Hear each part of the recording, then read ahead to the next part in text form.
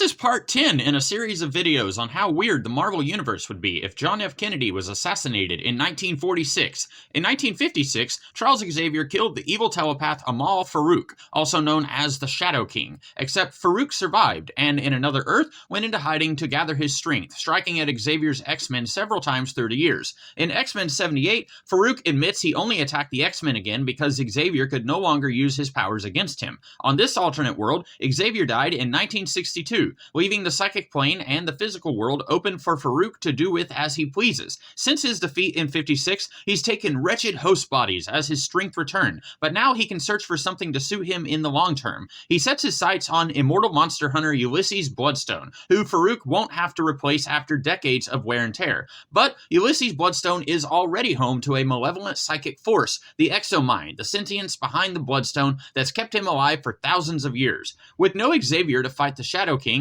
Farouk tries to take control of Ulysses Bloodstone, and the Exomind acts to protect its chosen vessel. If Farouk hadn't been weakened from his fight with Xavier years earlier, he might have stood his ground, but he thought better of it and fled, waiting for his strength to return before acting again. No harm, no foul, right? Well, now Ulysses is aware of the sentience behind the gem in his chest. For thousands of years, he thought the gem was merely a tool used by the alien Ulixel Quan Tyson. Now he knows better, and as he pushes through millennia of memories, the Exomind knows it's been discovered and allows its host to see the truth. How, not long after it bonded to him, it pushed him to banish his daughter to another dimension to gain enough power to defeat the magical warlord Krakan. How it slightly fogged Ulysses' brain so he didn't realize Selene Galileo manipulated him for centuries. We may never know why the Exomind was okay with Selene, but not Krakan. My guess is it thought Selene could prove useful, while something about Krakan seemed dangerous to the Exomind and needed to be removed. While Ulysses has battled threats unrelated to the gem, Skrulls, the Brood, the Gaborim, monstrous allies of the Brotherhood of the Shield, it doesn't make him feel much better to know he has done some good in this world, considering all the thousands of years he wasted as a tool of the Exomind. Ulysses handles this about as well as can be expected. His first thought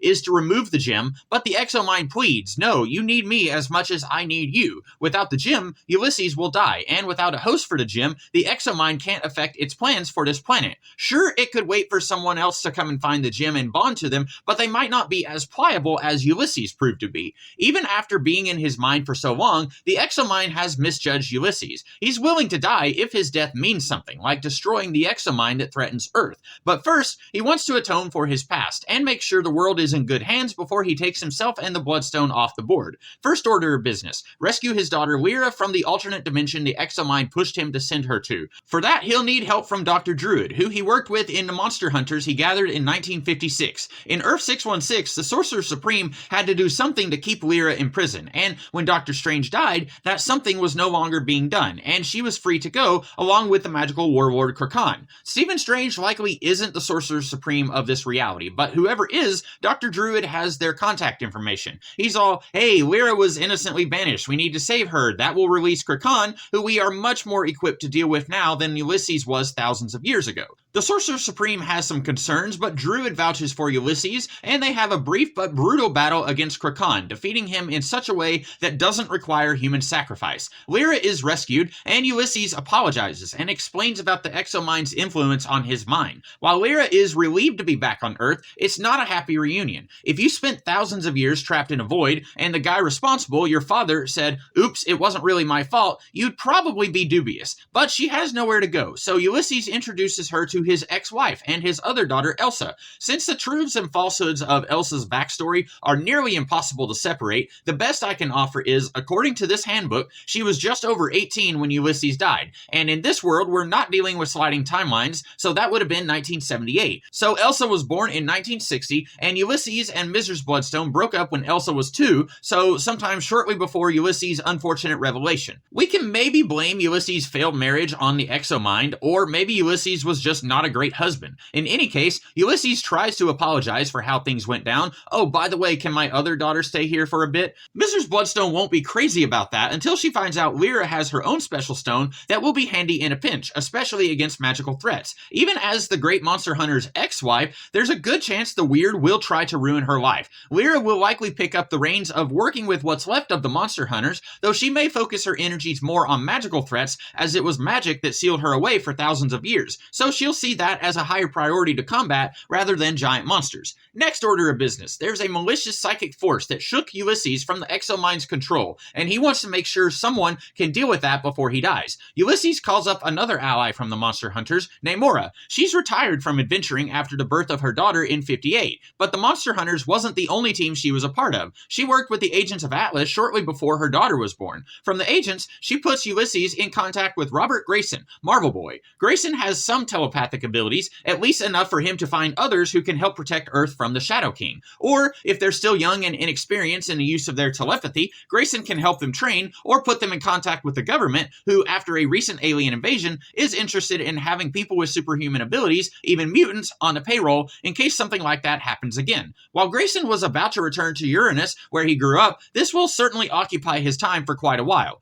On Earth 616, when Ulysses finds out everything he thought he knew about the Bloodstone was wrong, it comes in the form of a pompous speech from Kabbalah, a member of the conspiracy Bloodstone had been fighting. Kabbalah says the gem has a sentience of its own. That seems accurate based on what we see in the Captain America storyline, The Bloodstone Hunt. Kabbalah says the Bloodstone wants to experience dying via Ulysses and bond to a new host through the gem. That's where I disagree with Kabbalah. I'm almost 100% sure the Exomind didn't want to be parted from Ulysses. It had a good thing going with him. He had no idea what was going on. It could proceed with its plans at its leisure. Why turn yourself into a giant 50-foot tall crystalline entity when there are dozens of superhumans who will stop you? My theory is the Exomind allowed the gem to be removed from Ulysses because it saw the conspiracy as a nuisance who would continue to get in its way if something wasn't done. Thus, it doesn't resist when it's surgically removed from Ulysses. But Ulysses doesn't die. We're told, well, there's some residual energy keeping him alive. Or the Exomind is deliberately keeping Ulysses alive. It wants Ulysses to kill the members of the conspiracy now vulnerable. Then why is it taunting Ulysses here? With 5 other minds at work in this Gestalt, most of them hostile toward Ulysses, this monster isn't guided by the Exomind, but rather is torn between the conflicting goals of the conspiracy and the Exomind.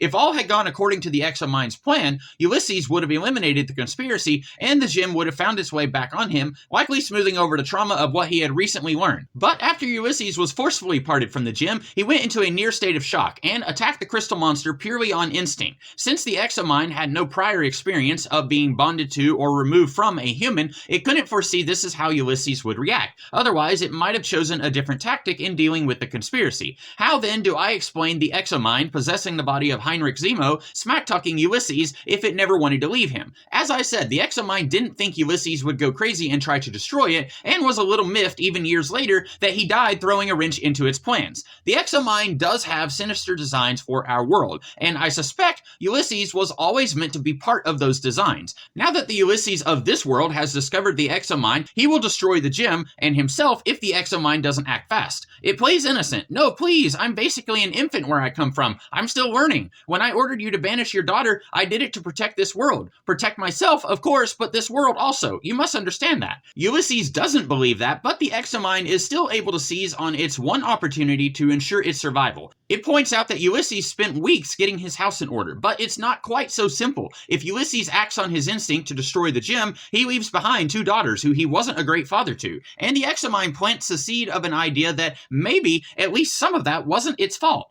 The Exomind says, I was wrong to manipulate you like I did, but I can help you do what you've always wanted, protect this world. And while we work together, that gives you the chance to make things right with your family instead of a quick, hey, sorry, gotta go. Maybe a small part of Ulysses knows this isn't right, but the Exomind raises a fair point. Though Ulysses tried to fix things as best he could, there's more work that needs to be done. And maybe the Exomind can guide him in protecting this world, or so he allows himself to believe. And so Ulysses is like Plato's allegory of the cave, and he thinks he's out of the cave, but in reality, the guy making the shadow puppets on the wall has just shown the prisoner more advanced shadow puppets on another wall. And that's where we will leave this version of Ulysses Bloodstone for now. A little ominous, I'll grant you, but it ain't over yet. We may yet see more of this version of the Bloodstone family in future videos. We're still just a few years away from the birth of Cullen Bloodstone, but this leaves us with an interesting status quo for Ulysses and his estranged family as he tries to do right by them while hosting an evil psychic entity. In any case, I hope you guys liked this video, and if you did, I have a bunch more in this series, and I have plans for more in the future. I hope you'll watch those, and until next time, have a good one.